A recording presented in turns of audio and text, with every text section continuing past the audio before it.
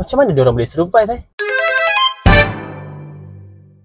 Bayangkan zaman COVID-19 dulu, kita kena PKP, kena duduk dalam rumah, tak boleh keluar rumah langsung. Lepas tu, kita tak boleh pergi kerja, sumber pendapatan tak ada, kilang tutup, company lingkup, ekonomi negara merosot.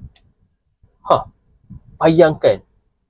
Tapi ada sebilangan orang yang mampu keluar daripada kemerosotan tu dan menjadi lebih famous, lebih terkenan dan lebih berjaya daripada sebelumnya. Contoh, MC Plus. Dulu MC Plus ni nama dia Math Clinic. Dia tak ada plus tu. Dia buat masa tahun 2004. Sepanjang dia buat tu, dia buat secara offline lah. Dia pergi buat seminar, buat kelas dan sebagainya. Tapi masa dia COVID tu, dia macam, nak buat macam mana ni? Tak ada sumber pendapatan, tak ada keluar, tak boleh buat klinik dan sebagainya. Dia orang pun brainstorm. Akhirnya dia keluarkan idea untuk buat secara online dan keluarlah MC Plus tadi tu, iaitu versi yang baru. Tapi macam mana dia orang boleh fikir macam tu? Macam mana mereka boleh ada idea ke arah itu dan mereka dapat achieve seperti itu? So insya-Allah buku ini membantu korang dalam berfikir secara kreatif, iaitu The Art of Creative Thinking oleh Rod Judkins. So buku ni tentang apa? Buku ni dia ceritakan tentang cara-cara kita nak berfikir secara kreatif, dan buku ni dia tak adalah terlalu teknikal. Dia pun tak adalah buku terlalu praktikal.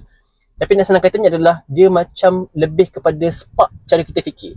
Bukan spark kita spark tercetus dia something like that lah. Dia punya penulisan tu ada 89 tajuk kecil, yang mana dia punya pengisian, dia punya penerangan tu hanyalah 2 ke 3 buku surat sahaja. Sangat mudah untuk kita faham. Sebab penerangan tu pula dia lebih ke arah storytelling.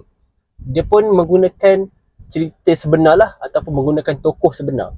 Mengambil pengalaman-pengalaman tokoh, mengambil kajian-kajian, dan dia pun buat dalam bentuk storytelling supaya kita mudah untuk faham disebabkan cerita sangat menarik dan mudah. Tapi dalam masa yang sama dia pun merumuskan cerita tadi dengan mengaitkan tajuk yang dia cuba sampaikan.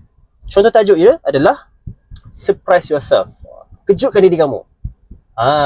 Macam kita nak sentiasa terkejut dengan diri kita sendiri. Be mature enough to be childish. Cuba kita jadi matang, yang tersangat matang, sampailah kita boleh jadi kekanak-kanakan. Macam mana pula kan? Doubt everything all the time. Cuba kita ragu-ragukan semua benda sepanjang masa. Contohlah kan, bila kita buat sesuatu benda, kita bolehlah menggunakan cara fikir yang macam tu. Cuba kita nak ragu-ragukan. Kalau kita buat sesuatu inovasi, kita dah keluarkan solusi dia, kita dah keluarkan cara kita nak buat benda tu. Kemudian bila kita dah siap dia punya tu, kita pun ragu-ragukan, kita persoalkan kaedah ni. Betul ke kaedah ni? Adakah kaedah ni paling tepat? Adakah kaedah ni paling efisien? Persoalkan. Dan bila kita persoalkan, bukanlah nak kata kita tak nak percayakan diri, tapi kita lebih untuk memahami cara yang lebih meluas. Kita nak nampak sudut pandang yang lebih mendalam, meluas dan juga macam-macam lah, supaya kita dapat jalan yang lebih efisien, lebih bagus berbanding idea yang pertama tadi tu. Tapi macam mana kita nak menjadi kreatif itu?